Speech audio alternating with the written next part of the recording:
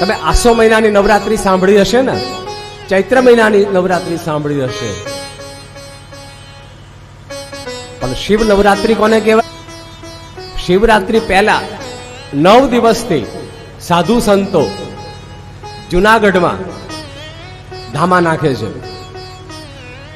ધામા નાખે છે, અને શિવરાત્રીના 3 દિવસ પહેલા એ લોકો પરિક્રમા ચાલુ કરે,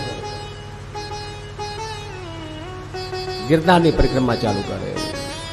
હિમાલયમાં પણ, અહીં કાશીમાં, ઉજ્જૈનમાં, બધી જગ્યાએ જે સંતો છે, જે શિવરાત્રીને જાણે છે અને નવરાત્રીને જે જાણે છે, એટલે તમને કહી દઉં, તમે સૌ ભાગ્યશાળી જો. આ પહેલાના જે આપણા 5 દિવસ ગયા છે ને, એ ગયા નથી, આ સાહેબ આપણને પ્રાપ્ત થઈ ગયા છે. આને કહેવાય શિવ નવરાત્રી. શિવ નવરાત્રી.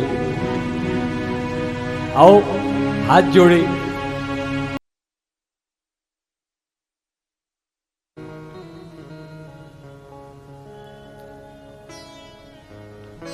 ભગવાનને વંદન, પ્રણામ અને નમસ્કાર. પ્રણામ એટલે પ્રમાણિકતા, નમસ્કાર એટલે નમક હલાલી, નમક હરામી નહીં, નમક હલાલ. નમસ્કાર. પ્રણામ એટલે પ્રમાણિક, નમસ્કાર એટલે નમક હલાલ, અને વંદન એટલે વફાદારી. આ 3 વસ્તુ આપણામાં હોય ને તો જ પ્રભુ આપણા વંદન, પ્રણામ અથવા તો નમસ્કાર સ્વીકાર કરે. બાકી ઉપર જશો તો ભગવાન કહેશે તે મને પગે નથી લાગી, કોઈ દાડો વંદન નથી કર્યા, તો તમે કહેશો હું તો રોજ કથામાં કરતી હતી, ચોપડે કે નહીં હોય. પ્રમાણિક કેટલા આપણે, વફાદાર કેટલા, નમક હલાલ કેટલા, એની ચોપડે નોંધ હશે, નહીં કે ખાલી હાથ જોડ્યાની એક પ્રક્રિયા કરી. શિવલિંગ ઘરમાં રાખવું જોઈએ, શિવલિંગ ઘરમાં રાખવું જોઈએ. અમુક સમય એવો આવ્યો કે લોકો ઘરમાંથી શિવલિંગ પધરાવી દેવા લાગ્યા નદીઓની અંદર.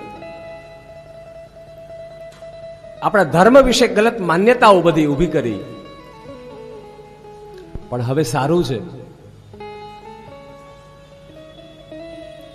હવે આપણું રાષ્ટ્ર, ફરી એક વખત કહી દઉં, હિન્દુ રાષ્ટ્ર બને એ તરફ આગળ વધે, વધી રહ્યું છે. અને બધા જ સંતોનો, બધા જ કથાકારોનો એક જ અવાજ ઉઠી રહ્યો છે કે હિન્દુ રાષ્ટ્ર ઘોષિત કરવામાં આવે.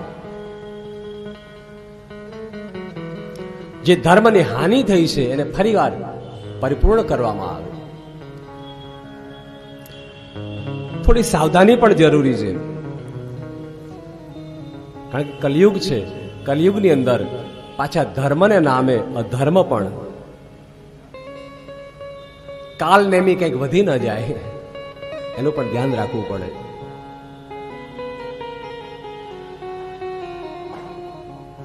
કાલ નેમી એટલે ખોટું રૂપ ધારણ કરનારા,